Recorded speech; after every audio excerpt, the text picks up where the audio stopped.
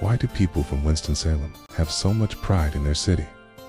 Is it the food, the history, or the legends that walk these streets? Let's dive into why Winston-Salem, the Camel City, is one of a kind. First off, you can't talk about Winston without mentioning Old Salem. It's like stepping back in time, walking the same cobblestone paths as the Moravians did centuries ago. And speaking of institutions, we have two incredible universities. Wake Forest University brings that classic collegiate vibe, while Winston-Salem State University, an HBCU, is the heart and soul of the community. With a legacy shaped by legends like Coach Big House Gaines, the city's energy is electric, especially on race nights at Bowman Gray Stadium, the Madhouse. It's pure, unfiltered action. Then every fall, the whole city comes together for the Dixie Classic Fair for rides, games, and incredible food. And the food scene, it's legendary, with the birthplace of Krispy Kreme. Seeing that hot now sign is a spiritual experience.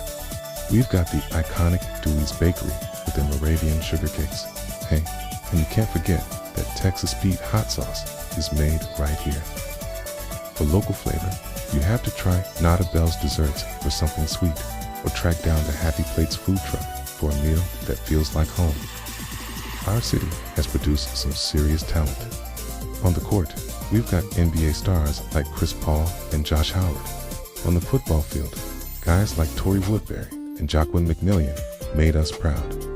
And in the music world, the legendary producer Ninth Wonder honed his craft here. Beyond the big names, there are local icons that everyone knows. You've got the Bicycle Lady, a true Winston-Salem original, and the one and only Mo Lucas, whose voice is synonymous with city marching bands and molding black males.